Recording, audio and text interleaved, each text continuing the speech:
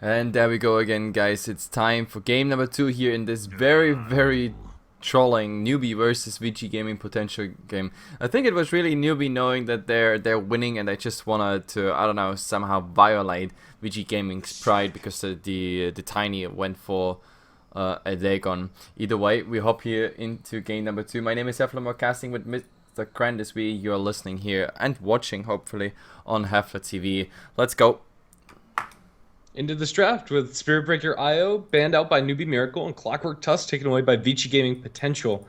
Leshrac was available in the pool, as is the Undying. So Leshrac first pick by Newbee Miracle is absolutely understandable, but we're probably going to see an Undying Gyrocopter, I want to say, for VG Gaming Potential. Yeah, that could be something like that. Because we have no Undying. We have, well, also the core. Rubik. Yeah, Rubik Undying, or just Rubik into core, like securing Shadow Fiend. And by the way, I just got informed by admin that they talked something about a rematch, like question mark. So the first game doesn't count, or I don't know. Like that would be hilarious. We'll get back to you as soon as we know exactly what's going on with the series as a whole, but for now we're playing a game.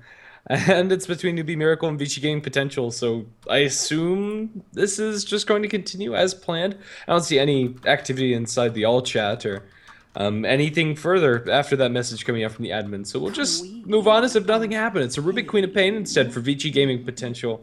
It's actually really interesting to see them not go for the Undying. All of these Chinese teams seem to think that Undying is one of the best heroes, and he is, don't get me wrong, it's a great hero to have on your team, but for him to be passed up is very peculiar indeed, and it might even be snagged by Newbie Miracle here. Yeah, and it's also very interesting that we get a Leshrac out, because for ages this Leshrac in this tournament has been banned all the way. Nobody really wants to go against it. Now we finally get it on top of an Earthshaker, and on the other side also a Magic Core with a nice support. Also, like these Chinese team that love their Rubik, apparently. I kind of love it. At the moment it's like pretty much a tie when it comes to the draft. It's for both a solid core to build on and a nice support to have.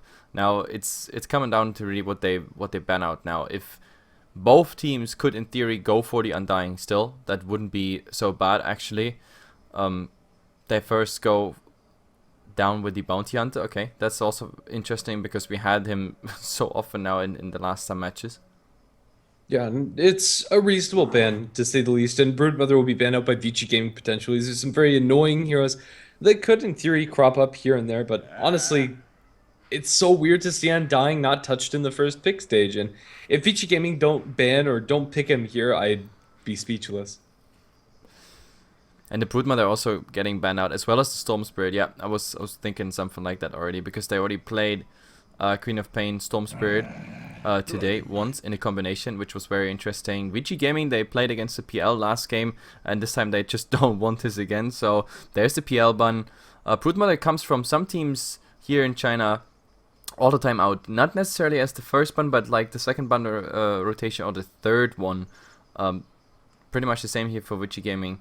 They pick a Dragon Knight. Okay, so we got our core. This Dragon Knight most likely gonna be safe lane. If you have a Queen of Pain available, I think, yeah, that is probably the matchup, because you can't really put the Dragon Knight against the Leshrac. That would be just horrible for the Dragon Knight, because you get the right clicks on top of the Magic Burst.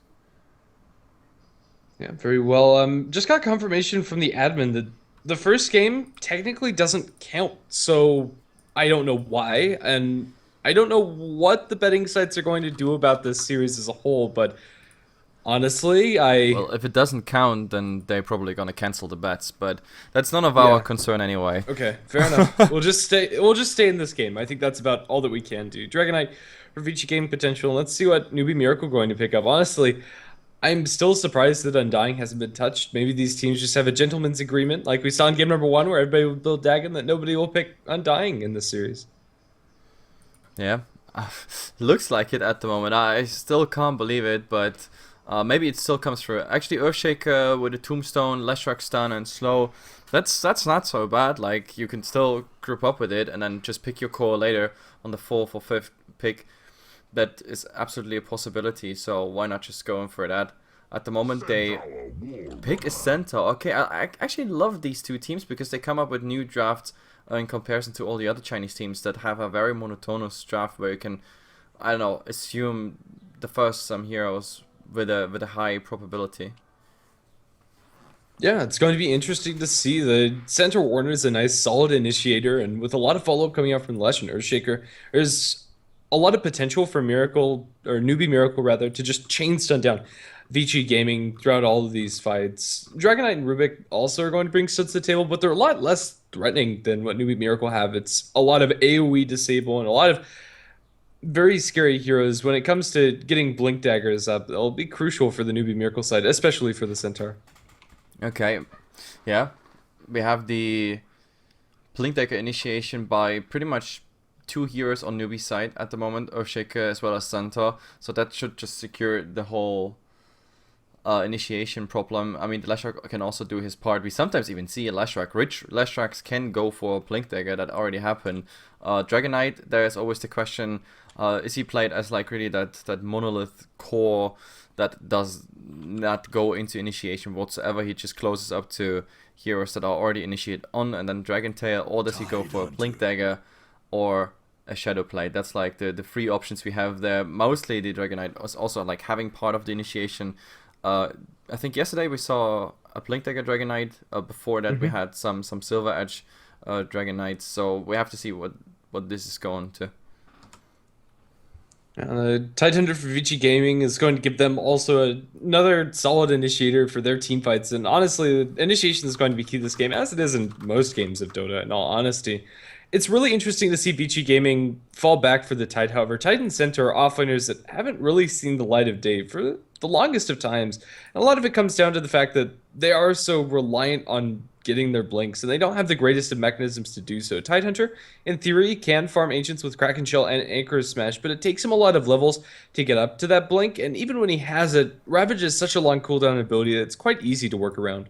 Yeah, that's kind of the strange thing. Like, the Tidehunter had so much of a like dominant presence in the pro scene all over all regions, but as of late, there's just too much that the Tidehunter like can be like disabled with. That's the biggest problem. So a lot of teams just play around the Tidehunter very easily around the Ravage, and it doesn't have that impact anymore. Plus, also the ancient farming, he's not the only one who can do that anymore, and stuff like that. It's really sad to see the Tidehunter being pushed more and more out of the meta. But with G Gaming, they bring it back. From time to time, we see the Tidehunter slipping in, so this is here the case. Of course, it would be great if they get the part of the initiation first. Otherwise, they might actually lose someone already, because we have a Leshrac, Earthshaker, Centaur, all of them could go for initiation. Now we have an Invoker. We have to see what kind of Invoker that is. If that's the second core Invoker, then do we see him mid? Do we see him safe lane? It could still be the Leshrac mid and the Invoker safe lane. Yeah, very well could be. There's lane flexibility when it comes to Voker and Lesh, and honestly, it could still be a supportless rack, and that would leave Miracle still looking for another core. There's just a lot of different options for them at the moment. I'm not sure what the greatest one's going to be, other than the fact that Invoker is going to need some levels, but if he does go Exhort and get a lot of experience under his belt, the combination of having a Centaur jumping in with a Sunstrike on top of that can very easily burst down anybody on the side of VG Game potential, at the very least until BKBs come out. Even then you have to have very fast reactions to dodge the Centaur hoof stomp. Yep, and there we go. Okay, that's interesting. Now we get another stun on VG Gaming potential. If we count it all together now, it's one big Ravage. This is a Burst Strike, a Dragon Tail. We got one slow by the Queen of Pain. We got the Telekinesis plus whatever they can steal, like a Fissure, for example, maybe even a Split Earth or a Hoof Stomp. Hoof Stomp would of course not be very optimal. The ultimate of the Centaur is mostly what you want to utilize as a Rubik, but there's quite a heavy set of disables coming out. But then, if you look on the other side, it's pretty much the same. I already said Split Earth, we have the Fissure, plus all the other stuns that come along with the Earthshaker, maybe a big Acro Slam by moving in, or then later for a Blink Dagger. The same for the Centaur Warner. There we have one stun, plus the slow. The ultimate with the Arcanum Scepter is still insane, and we have the Invoker on top of it, so there's Cold Snap, there's Tornado, depending on kind of what direction he goes with his skill build. And we also have the Lich. Now, the Lich is actually nice for all the TP escapes that might happen because his ultimate also interrupts. Not to mention that he's nice for laning. He still denies a lot of like XP. He gets decentish level due to that. His ultimate does, of course, very okay damage if it bounces around in clutch fights. It's also a hero that is not very often in the meta anymore. Like, everybody ignores him most of the time. But yeah, well, we have to see if the Lich actually pays out. It's a very exciting draft by Newbee Miracle here, I have to say. So let's introduce him really fast. We have G playing on the Invoker, Cheng on the Centaur Warner. Besides him here, Mr. Horseman is Christina, 621 on that surprise pick Lich, and of course the last one I'm completely missing, Origami on the Earthshaker. And for VG.P potential dogfights, currently playing a pretty dangerous game with Boots first on the Sand King. XLL is going to be on the Queen of Pain, Rubik handled by James. Titans are going to be played by Yang, leaving last but not least Lin to play on the Dragon Knight. Yep, and well, is this actually going somewhere here in the jungle? I mean, they know there are pretty much all 5 around, so going into this might be a bad idea. But at the moment it's really just stalling some time and everything. It's a 2-on-3 situation at the moment. The others did kind of disappear. The Leshrac is gonna get that rune, and top we have the Dragon Knight actually taking it. So that's the Dragon Knight bottle. And yeah, against my predictions, we actually have the Dragon Knight in the mid, and it seems like there's the Leshrac. Yes, there's the Leshrac. So in either case, it would have been a horrible matchup for the DK, Leshrac or Invoker. Yeah, and the Queen of Pain, even though she still probably loses to Leshrac, at the very least she'll trade better than the Dragon Knight. This lane gets so very scary for him. Every time he comes up to the creep wave and wants to get off the breathe fire, he's going to eat a faceful of lightning. And although right now Leshrac probably can't kill him, once you hit around level 5 or so, it gets really bad. Invoker in the top lane against the Tidehunter is going to do just fine as well, and Newbee Miracle's lanes in general are looking really solid. The Lich Center also going to be a constant nuisance. Down in bottom lane, there's going to be a lift over in the sidelines, catching out Chang with the follow-up Burrow Strike and the slow for the Queen of Pain. Looks like this is going to be our first blood. No draw it, as XLL will get the last hit. Yeah, the tri-lane paying off there, and in the meantime I was totally busy checking out that new Immortal of the Invoker. First of all, it's ugly as hell, and second of all, like the orbs, to be honest, like the Sauron style from Lord of the Rings, that's also like a big question mark for me. Oh god, well, what did you do? Volvo, please. Oh, to each his own. We'll just leave the Invoker as he is, and get back into this game proper. It's a pretty good start for VG.P potential down in this bottom lane. As we've already seen, they have a lot of dangerous disables. As long as the Centaur and Lich stay defensively postured in this lane, however, I think they'll constantly get a slight edge. So honestly, as long as they don't go aggressive, they should be fine. The only reason why that first kill happened is Centaur was way off to the left. Yep. So the DK in the mid at the moment not doing too bad. He got like 8 last hits against the 12 of the Leshrac. That's, well, due to him really pre-firing just only 4 CS at the moment. He tries to keep pretty much in the game as much as he can against, of course, a ranged hero. Now he's invisible. It's not like he actually benefits from it, but he can get at least a deny off with it, and that's of course the good news. The Tidehunter doing well because he's in lane. Nobody's actually harassing him, so that's working out quite well. And also the Centaur now, like, yes, the first one was really sort of a mistake. Now the Queen of Pain losing probably more HP than he dishes out to the Centaur, like, effectively. He only has to be careful when the tri-lane is really coming in. The Lich doing Lich stuff. He's just denying as much as possible experience, and that's very unusual. Like, Ice Armor on level 3, so he has a 1-1-1 build at the moment. Like, that's of course hard to follow up then if someone already has Ice Armor that early. Maybe it's not bad.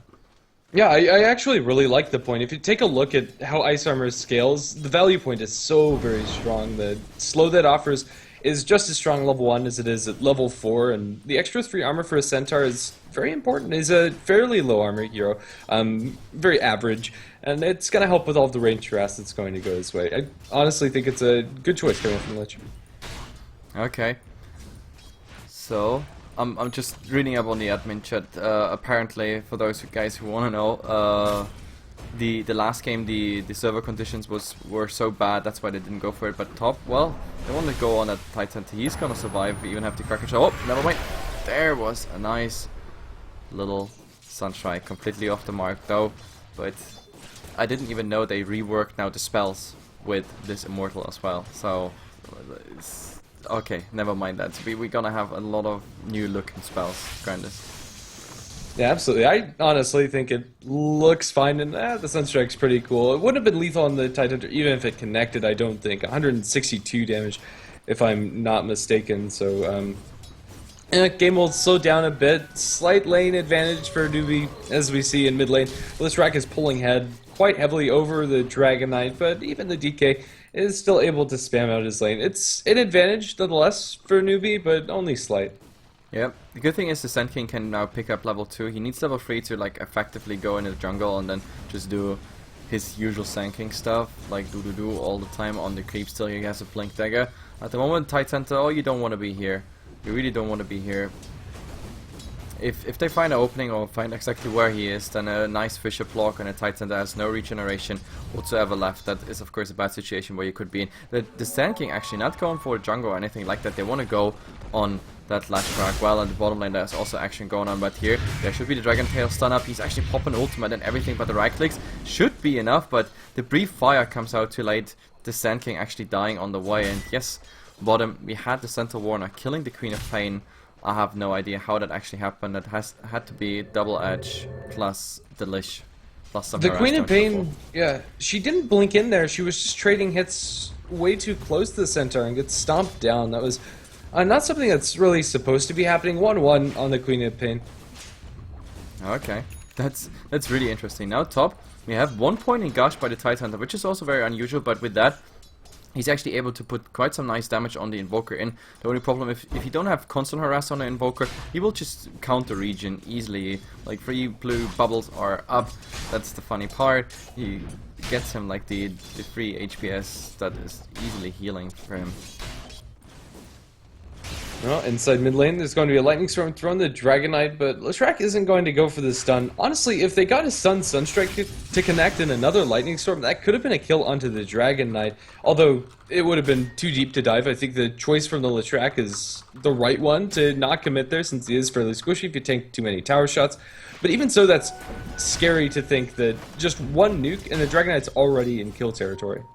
Yep, absolutely. So the Lich getting the harass damage out. The Lich whatsoever also not having any regeneration, so it might not even be bad to focus on him. But all top, yes, they want to go on the Tidehunter, and look at this, easy going right there on the Tidehunter. Just try to do some damage before he dies, but that was absolutely no way for him to get the hell out of here. They have nice arcane boots already on, say, Mr. Lashrak, so he restores some mana to everybody.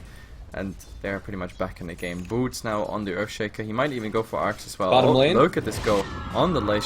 Blink forward, but there might be the stun. There might be the double edge now. Plus the Sunstrike and the Fisher. So this is the revenge kill for the Lich. So a nice little play around the Sunstrike and the Fisher.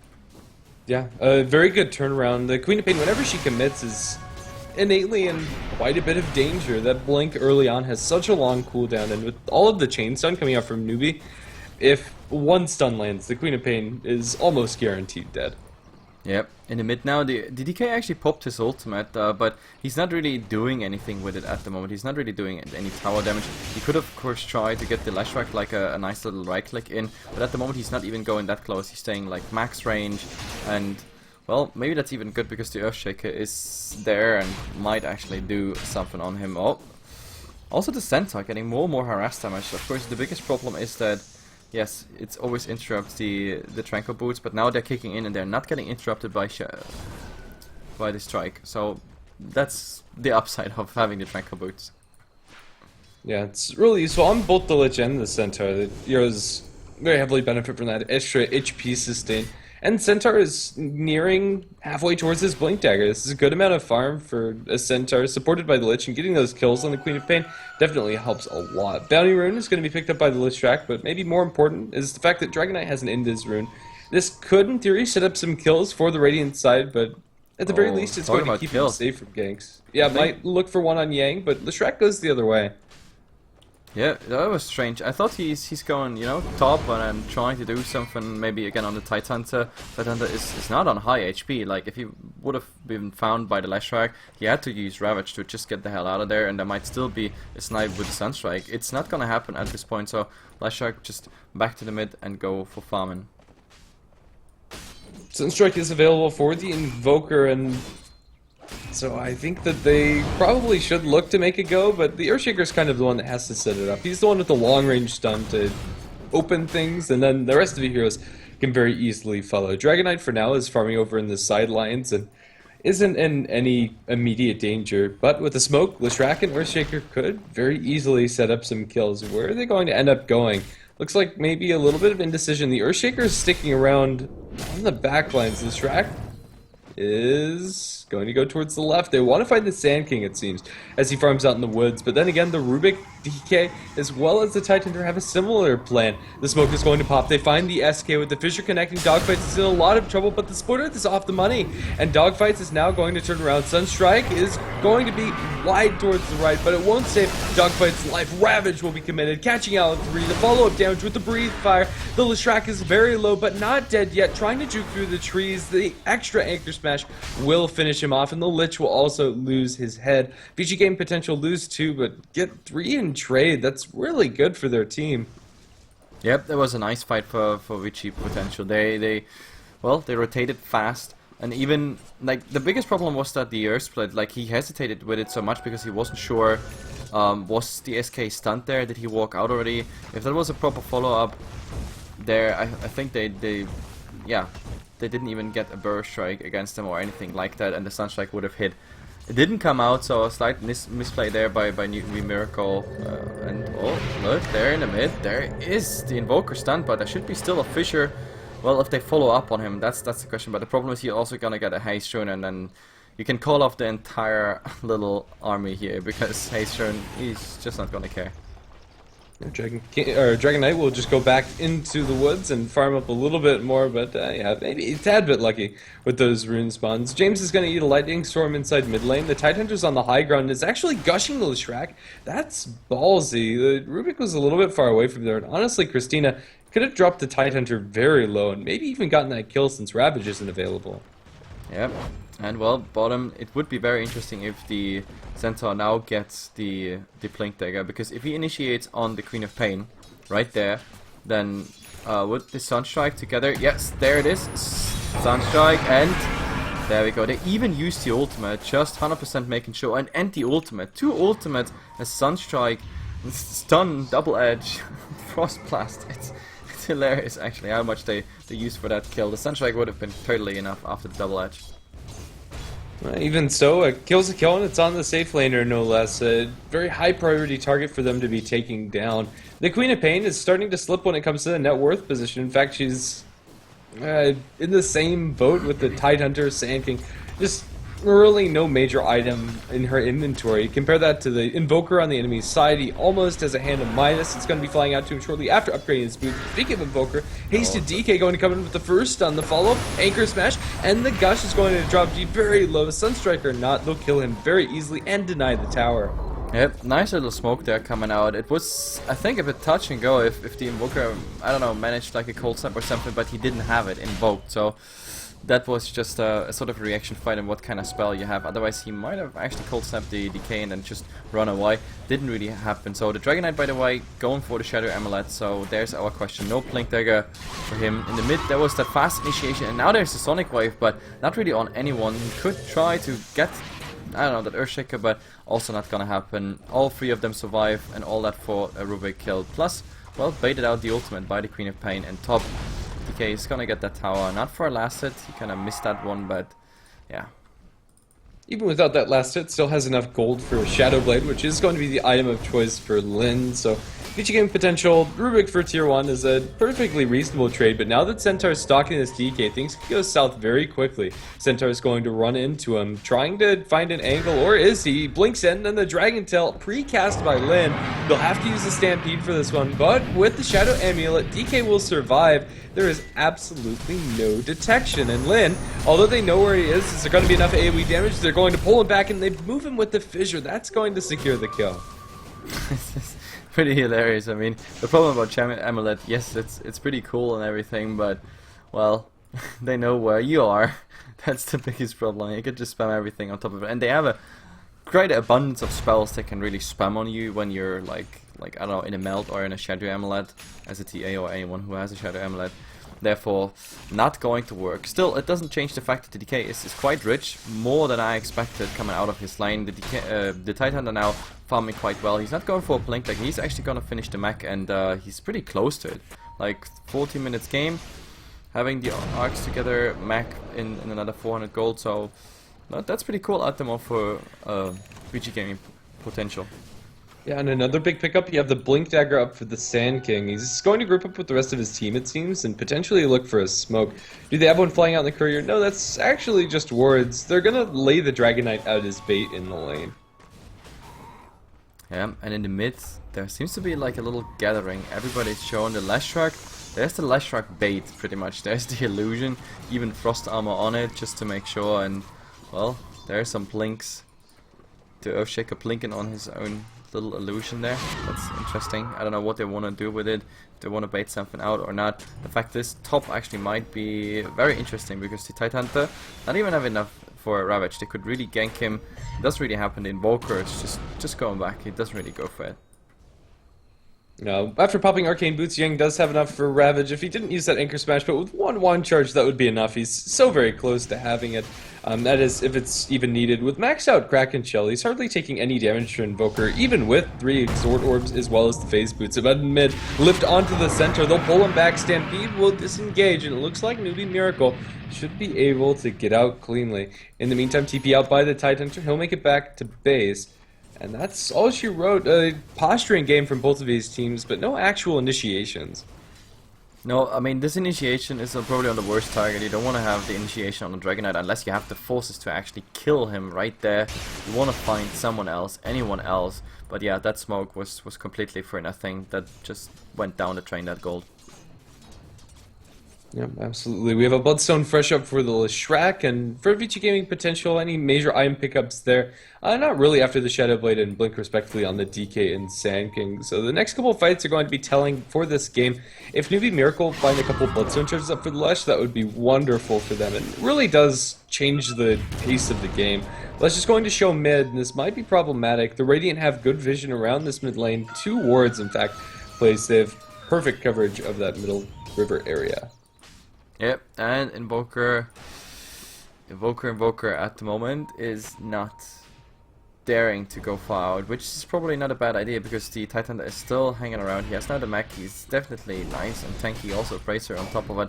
There are 2 heroes alongside with him that could really just kill the Invoker, but there's also a trap behind him. There is a Lich ready with the ultimate, there is also Earthshaker, by now also level 6, so this could be a very interesting 3-on-3 fight, maybe even 5-on-3, because there's a Center Warner rotating in with the Leshrac, and I have no freaking idea this is happening. Epicenter is going to be cancelled by the Sand King. He blinks too early. Ravage will be committed solo onto the poor Lich. He'll be dropped before he's able to get his ultimate. Sunstrike, Deafening Blast, Meteor, a little bit off the mark too, as both of these teams miss a lot of their initiation spells. Tidehunter now left alone. It's going to get Kraken Shell proc off of the splitter, trying to TP, not gonna happen with the Echo Slam from the Earthshaker. 1-for-2 trade. That fight for VG game potential was so messy. Canceling the Epicenter by blinking in too early, and then the Tidehunter Ravage only connecting on Lich. Yep, and the Tower Denied on top of it, so that really hurts. It's a 2-for-1 trade. To be honest, I think the DK cancelled it off already, like when the Epicenter was pretty much screwed up. So there was no need to go in. That was prone to really fail badly, and of course Newbee, they say, well, we just want to fight, let's just go for the tower. Leshrac is going to get credit for this one. Well, of course, the Queen of Pain is farming in the meantime. It's going to be an Orchid. Is the other components already flying out because he got the recipe? Okay, that's interesting. Well, we'll just have to wait for that Orchid to be completed up for the Queen of Pain. Yeah, that is definitely an interesting build path, but regardless, the game is going to slow down a bit as we wait for the ultimates to come back up for the Tidehunter and the Sand King for VG gaming potential, and even Newbee aren't really in the best spot to take a fight at the moment. There just doesn't seem to be anything on the map that's showing for them, and if we take a look at their ward coverage, there is none. The exception being the one ancient ward that is spotting the Tidehunter out farming, but they see nothing else. Yeah, like when it comes to presence with wards or anything on the map, Newbee Miracle doesn't really have the, I don't know, it's not really well spread. That one ward doesn't really do it. They do, yeah, they place one ward now behind that tier 1 tower, while the tier 1 tower seems to be the next target to go for. Of course they have to work through the cliff and everything, but that shouldn't be a problem. Diabolic Edict is going on, cliff, as a direct reaction, that's how you do it. But still, like, seems like no one is rotating into it, but well, there we go. They might actually answer to this. By the time they arrive in bottom, also this epicenter is ready. This could be an interesting fight. The smoke continues as they'll lead with the Dragon Knight, it seems. He hasn't popped the Shadow Blade yet. He's going to use the old form Shadow Blade in. They catch vision on the Lesh. They'll focus down Christina. Christina is going to get his lightning stolen, but with Glimmercade, we'll buy a little bit of space. Nice burst strike over too, but with the jump in and stampede by the centaur, they'll be able to get everybody out. Ravage committed onto 3, however, they'll lose the Earthshaker. Now chase for a little bit more. The Leshrac miraculously survives. Will be forced to Bloodstone Suicide after the Queen of Pain blinks in one more time. It's not over as the Dragon Knight will get double edged down. A hoof stomp over onto Yang. Yang caught out. The Tidehunter does have an Anchor Smash, which will buy a little bit more time. But with the Kraken Chill working, will survive. Lightning Storms by the Rubik drops everybody low. Fate Bolt will get him another kill. The Tidehunter fighting up against the Lich with the Kraken Chill working. He'll win that man fight by the skin of his teeth. The Centaur wants nothing to do with it. Still sitting inside the trees. Has a Blink Hoof Stomp double edged soon. But will he use it? He'll use it to kill off the Tidehunter. They got the vision from the Lich, joining the fight after respawning with his reduced cooldown of the Bloodstone. But man, what a bloodbath. 3 for 4 is the end tally. Yeah, that was really a bloodbath, and many of those who survived were super low. If they would have dragged on for just a tiny bit, everybody might have even TP'd in and just dragged this fight on. But well, this way Newbee slightly on the back foot after this fight, like when it comes to like the pure outcome. Also good for them that Queen of Pain actually survived, because they just needed a core that is surviving and benefiting of all of this. For him, that means he's the next step closer to Sand King. Ships passing in the night. Centaur blinks over the Sand King. Sand King blinks over the Centaur. It looks like both of them want each other, and neither of them are going to find it. Well, they might actually see this one now, so he jumps in. There's the stun, and now comes the question. Burst Strike is still there. Didn't get anything. And he'll commit the epi. Channels the epicenter. That's not enough damage. Not even close. He doesn't get the epi off. Cancelled by the cold snap coming out from G. My goodness, I honestly don't know why the Sand King was over there to begin with and going so aggressively when the Centaur had plenty of time for backup. It's going to end up biting VG Gaming potential. Without that epicenter and without Ravage for 30 seconds, their fighting potential is very much limited. Yep, pretty much. Like, that was a very aggressive play anyway, farming in the enemy jungle. We said it in the draft already, how much disabled there is on both teams. So, against, like, stationary invisibility, they always have something against you. Always. If not vision, then spells. Yeah. There's a Necrobook 2 now up on the Invoker after a handful of kills that he's been involved in, so Newbee Miracle are going to start picking up some major items as well to work with, and Leshrac is sitting on 2,500 gold. They'll ping out the Leshrac in the bottom lane. It looks like they want to go for this kill using the Orchid of the Queen of Pain that has been freshly picked up. Yep, pretty much. So, what is the next step for VG Gaming Polar? Do they actually farm, or does it get a bit too dangerous that the Leshrac, for example, is doing quite well, the Invokers now are doing well. Since we have also Necrobooks, there is kind of the need for, yeah, I'd say BKB on a DK at some point. But oh, what's going on here in the mid? The Earthshaker being picked up. There's even the Ravage used for him. He dies before he could Acro Slam or anything else. But the Leshrac is coming and wants to focus on the Rubik. Everything's on cooldown, but instead he focuses on the Tidehunter. Well, that works too. He has the Ravage used for this purpose, so he's definitely going down. The Mag being used and the ultimate spent on the Lich. Well, that was just for good measure. 2 minutes down. That's the cooldown of it. The center could still initiate in, for example, something that comes top, but they need vision because there is a Shadow Blade.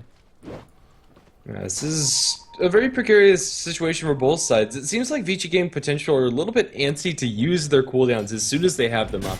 The Tidehunter and Sand King have been going for mostly these solo pickoffs, but in mid lane, Centaur caught out alone way too far out, and that'll be his death. Dragon Knight ends the wicked 6 spree for 629 gold. maybe that was the distraction they were looking for. The center showing, so they don't expect that Roshan is going on. The next Diabolic Edict is gonna make it way faster. Right now it's relatively slow, and it's also just level 2 Necros, but at the moment they tank Roshan quite well, I have to say. Now they're dying, but well, this is easy Roshan. They only eat some tier 2 damage top. What means some? Well, the Queen of Pain actually managed to finish the tower off, so it's a tier 2 for Roshan.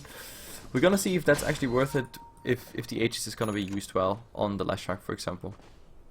Yeah, the next couple of minutes are going to tell if that trade is going to favor either side. For now, it's probably fairly even. In general, it's a trade we see time and time again. The Dire team gets the Aegis, and then the Radiant team gets that tier 2. Up in top lane, however, Fissure going to connect onto the Dragon Knight. He has Shadow Blade, but a Blink and Echo, he's not going to be able to survive. The Sunstrike is going to burn his roasted corpse as Leshrac picks up that kill. So, like, both teams have the means to make, like, nice little incision strikes here all the time, but it doesn't really lead to anything. With the Aegis now equipped, I think Newbee should try to go for like a real big fight. I'm not so sure if VG is gonna dodge that fight, or if they actually want to go for it. I guess why not? Like the DK, for example, right now would be down, and they also just proved that the DK that has like barely any crazy stats right now and who's going for S and Y is still easy to blow up. He still needs a lot more stats to become really that tanky dragon. Yeah, honestly, I think he needed to go for the BKB, and although Sanjay Asha is a nice item to have on Dragon Knights, don't get me wrong, the magic community is crucial against Newbee's team. Their right-click damage is decent coming out from the Invoker, and they have Diabolic Edict and Sunstrike to pierce, but there's just so much chain lockdown as we've seen time and time again. Tier 2 tower and bottom lane going to be sieged by VG Gaming potential, but this is a very scary push. There's a blink on the Earthshaker, even without Echo Slam, that's still pretty scary. And the Centaur as well. The Sand King up on the high ground, spots out the Centaur, spots out the Earthshaker, and blows the smoke coming out from both of them. They'll place the sentry onto the ground, but they have no idea what just happened.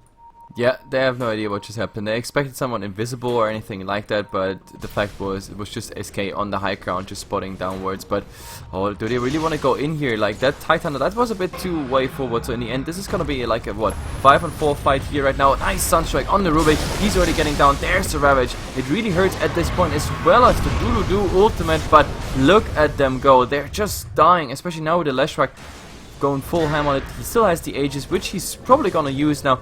Well, there's the interrupt on the Titan. He has to stay here, and with the Aegis of him coming back, I think, yes, VG Gaming, they have to just get the hell out of here.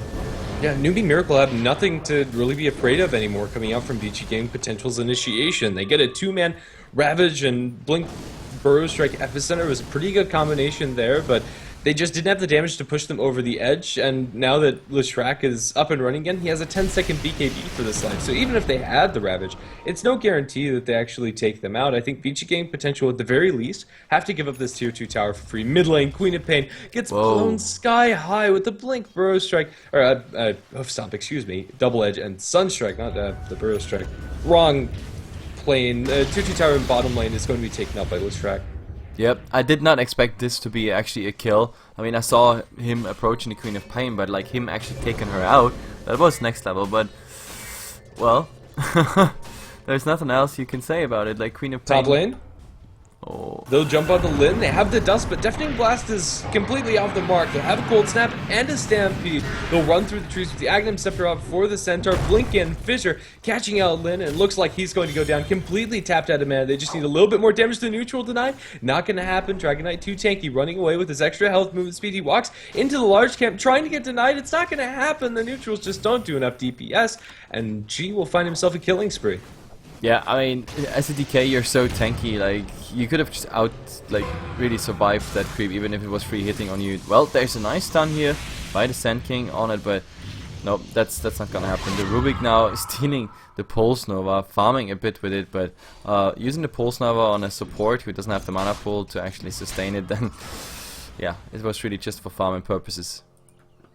Now, I'll be forced to go all the way back towards the base, but really the most concerning thing for VG Gaming Potential is they're just not keeping up when it comes to items. We've had this Orchid for the Queen of Pain, and she's been sitting out for quite some time, but it hasn't translated into very many kills, and it hasn't accelerated her farm by any significant means, and oh, It looks like he's going to be able to get out with the Glimmer Cape just by the skin of his teeth, although Sand King wants to go in Burrow again. strike. Has a Blink Burrow. He's going to catch it onto the Lich, but now the Leshrac is there. Dogbite's in a lot of trouble now.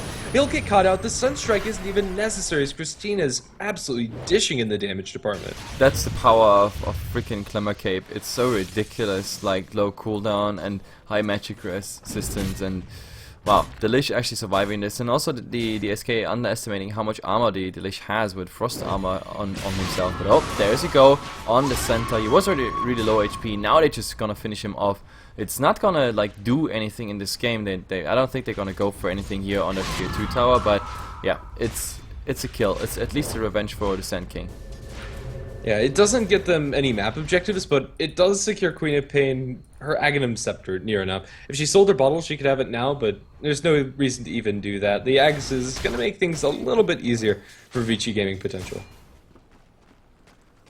Yep, DK again, just split pushing on his own. The next Orco Club, I think this is then finally the BKB. Once the BKB is out, then actually Newbee is starting to struggle against the DK, because that gives him, at least for the first fight, 10 seconds uptime on whatever target he really chooses to.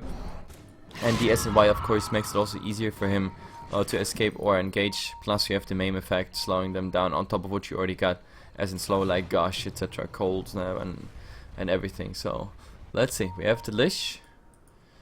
He was a bit far out. He has no wards, no nothing at this point, but I think he's happy that he doesn't, because otherwise he would have just ran into too many heroes right there.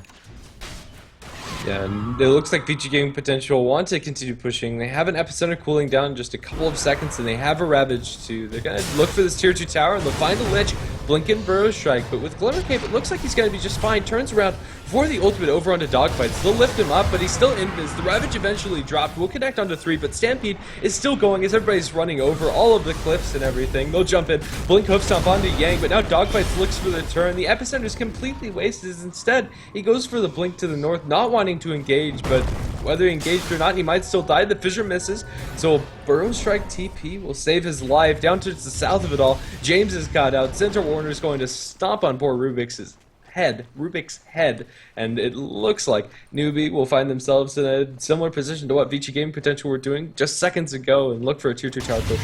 Yep, that's easy. Capitalizing on what you just got, just going for the tower. Diabolic Edict should just do the trick here. Also have like the 4 spirits, so yeah, that's an easy tower. They're gonna use the cliff, and well, they also have to wait sort of for the next creep wave, or just tank it away like they do right now.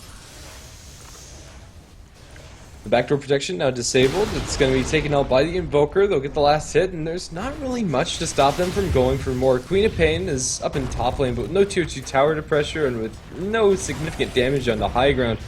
It looks like Newbee Miracle can just take this one out. The Epicenter and the Tidehunter Ravage were both pretty much wasted in that mid push, and oh, jump in, Hoof Stomp is going to miss. They'll lift up the Centaur, and it looks like they'll pull him back in. He's Dragon-tailed up, and Chang's in a lot of trouble. Burrow Strike onto 3, but with no follow-up, it doesn't seem like that's going to matter much at all. Glimmering away, the Centaur will stampede out to safety, and now the melee barracks are under siege.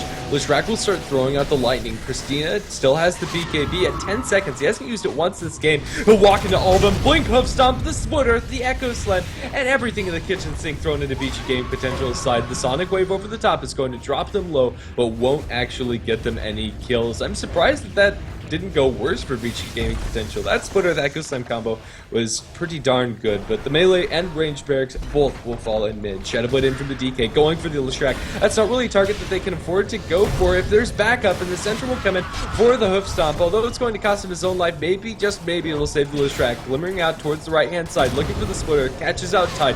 TP, is that going to succeed? The stun from the high ground, the range just isn't there for the DK, and Leshrac will live.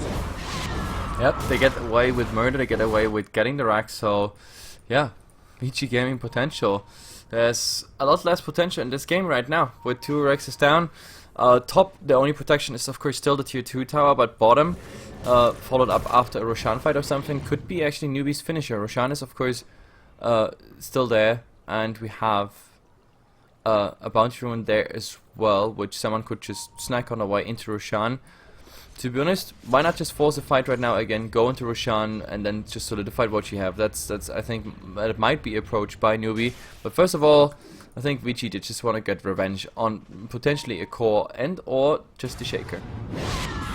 They're going to go for the Earthshaker on the backlines, lift him up, silence. There's nothing the Origami can do. The Shrek will safely TP back to base, and honestly, that could have gone a lot worse for the Newbee Miracle side. If push comes to shove, Earthshaker also has buyback. Yep, everything should be fine, but I think, yes, the Invoker starting to work on Roshan, but he's alone, there's no medallion, no nothing, so he has to rotate the creeps properly. Like, there's the Necro Warrior losing his life already. Now he's trying to, you know, let the Force Spirit tank. Well, with the Lashrak coming in, that should just do the trick. We'll stun him out, use Diebok Deep to take down this Roshan, and even if VG.P Potential knew what was going on, they're not in a position where they can actually contest this. Centaur going down bottom lane, looks like he wants to kill off this Sand King. Can he do it solo? Dogfights is going to be stunned by the Hoof Stomp, Sunstrike, and from the Invoker, mostly absorbed by the Creep Wave, and it looks like Dogfights should be able to live here with no further backup. Yep, a gem actually wouldn't be so bad at the moment on the tanky targets, like on the Lashrak with the Aegis, on the center, for example. I can totally see this one. You want to detect the DK before he comes in. You want to see that Sand King pretty much doing the same on him. We have an Octarine core up for that Lashrak now. He's absolutely stacked. He's used his BKB once, but it's still at 9 seconds for the upcoming fight and push. This is really getting to a scary spot. There's going to be a pause called out by Newbee. Honestly, I have no idea what that means, but it's good to know that he's at least keeping somebody up to date with why we're stuck here. But Newbee Miracle, this game is looking very easy for them to go ahead and take another full set of barracks. With mid already pushing in, VG.P Potential are going to have difficulty pushing out against those creeps. They have a decent amount of wave clear, but nothing miraculous. It should just be a straight push through top. Yep, definitely, and I'm gonna use that fast time again. A repeater, guys, on the format. Like the first game you saw in that series, like it was lagging, multiple pauses and everything. The decision was to not count this game. Oh, top, never mind there. He really wanted to go on, I don't know, Creep Wave and everything, but the problem is now, oh, Sunstrike, Split Earth, and the stun by the Earthshaker. Well, he really felt invulnerable with that haste rune. So back to my original thought. So the first game of the series is not gonna count, which means we just play a standard 2 games, and this is now the first game. Whatever is now the standing here, then it would be 1-0 for VG or 1-0 for Newbee, depending on this one. And then there will be a second one. And so yes, we were watching a game that did not count.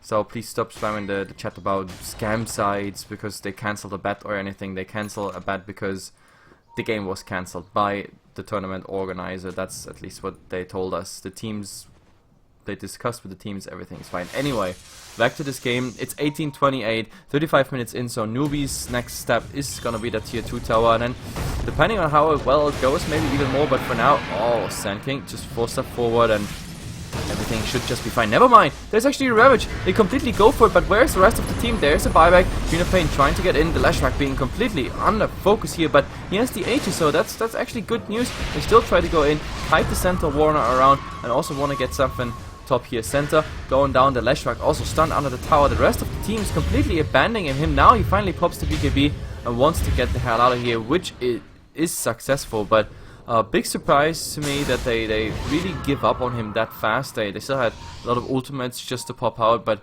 yeah, the timing and everything doesn't really work. So it's Aegis down, it's a center and all that for a bit damage on the tower, and well, the buyback on the Queen is actually quite a high value thing to happen. Yeah, the biggest issue here for VG.P Potential is that they can't actually push out that far. Their mid lane is constantly being shoved into their side, and actually taking an objective off the back of this is almost impossible since they don't have a Ravage and Epicenter. The only reason why that fight went as well as it did is because they caught out a good ultimate combo, and it's pretty much the biggest problem with Tidehunter right now is that he's very tied down to that cooldown. Oh, I love it. That wasn't supposed to be a pun, I swear. Yeah, I know. Like, I love your puns that are coming completely unintentional. So the Tidehunter is all tied down. I love it. Anyway, let's actually have a look into the graphs. How big is Newbee.M's advantage here? It's already over 10k. I mean, yes, it feels like they have the advantage at the moment. It's like they really derogate the game. They are on the steering wheel of this little ride, but I still think, especially now with a fresh BKB, for example on a DK, that they can turn a fight, and then, yeah, the turnaround might actually be real. We have a 4-man smoke, and also, them actually in a nice position. Oh, jumping forward on the Rubik and just, yeah, obliterating him. The question is, do they get more? There's the ultimate. They really want something just through all the trees. Look at this. Shredder, just like that. Who cares about trees? Run through them.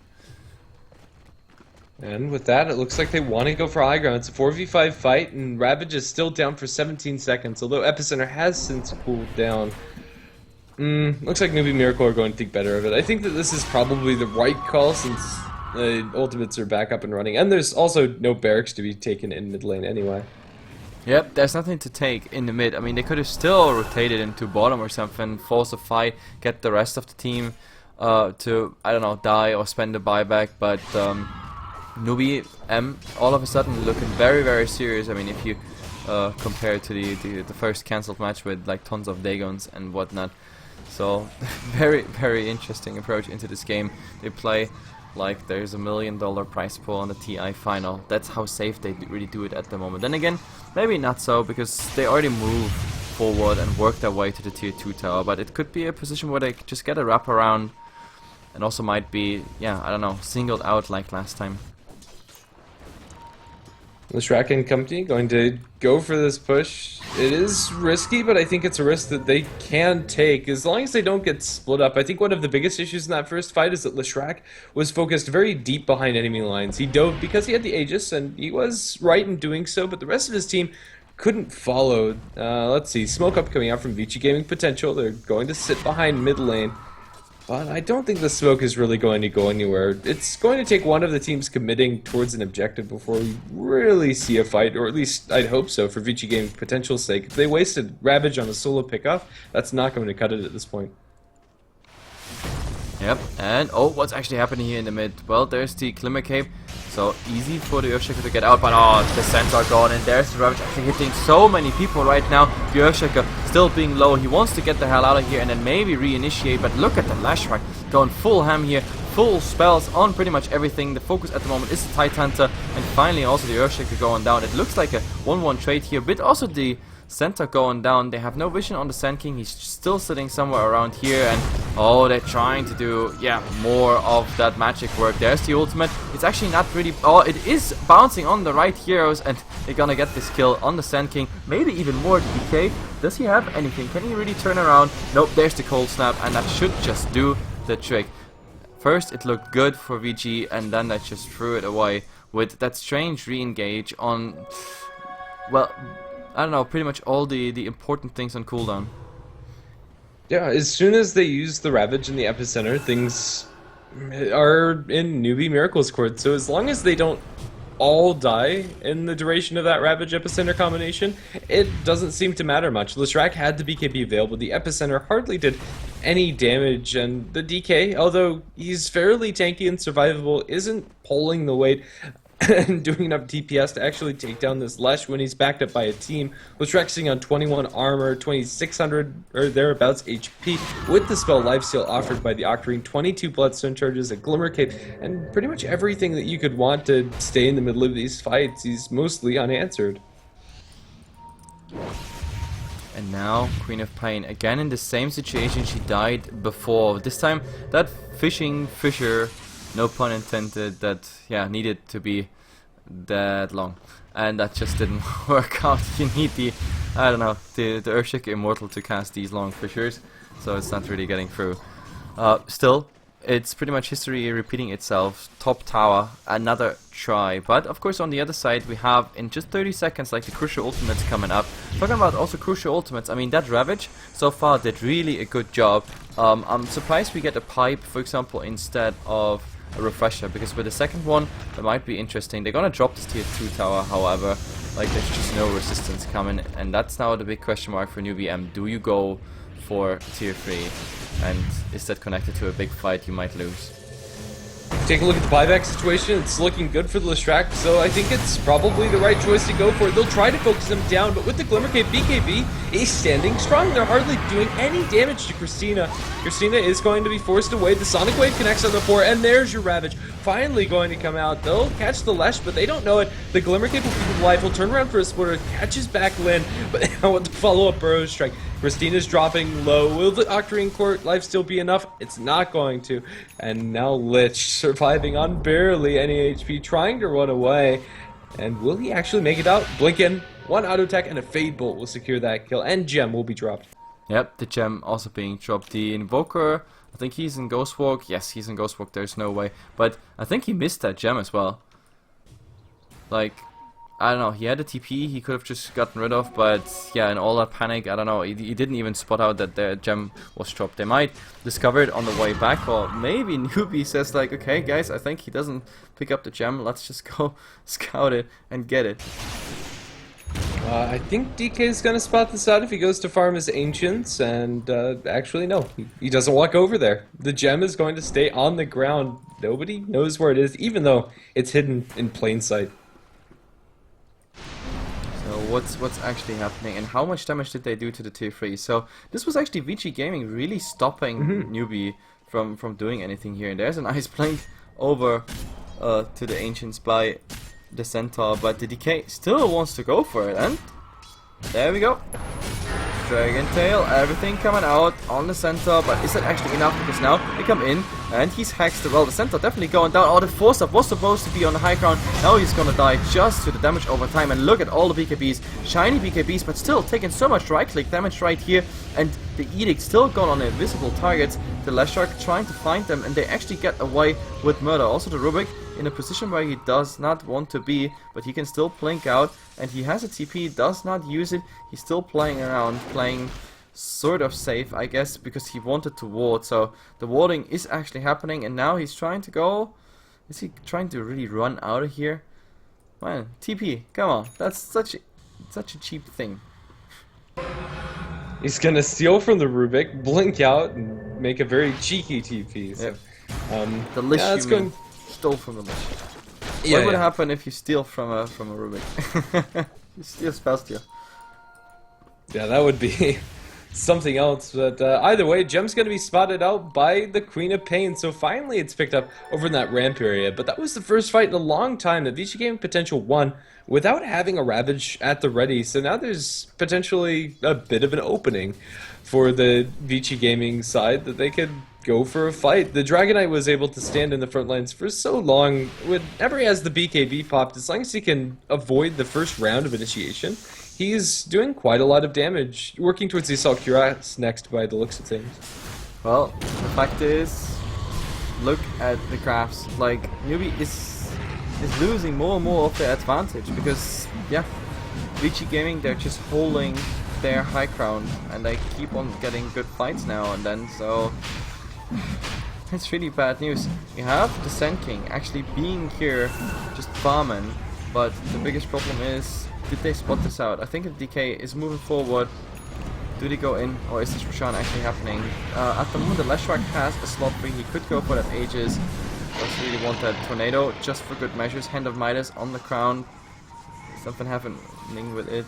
I hope they're gonna pick it up with the courier, not destroy it. That would be something else, but looks like eventually Hand of Midas should be reclaimed, but for now it's actually just sitting there. That kind of bugs me, but regardless, looks like bottom lane we're going to have a initiation Shadowblade popped by the DK. He wants to go in on the Centaur very badly, but he's too far away from his team now. Dragonite is going to be forced to pull away. Yep, that's just not gonna happen at this point. But also, like, on the map at the moment, it's really just that one single observer ward that actually sees now the SK, for example, moving there along, but everything else is completely empty. And we also don't have any split push coming out, just because it's so dangerous for each and every team to get the hell out of there when it's time to go back, because you never know who's really jumping on you. There's so many blink daggers in this game.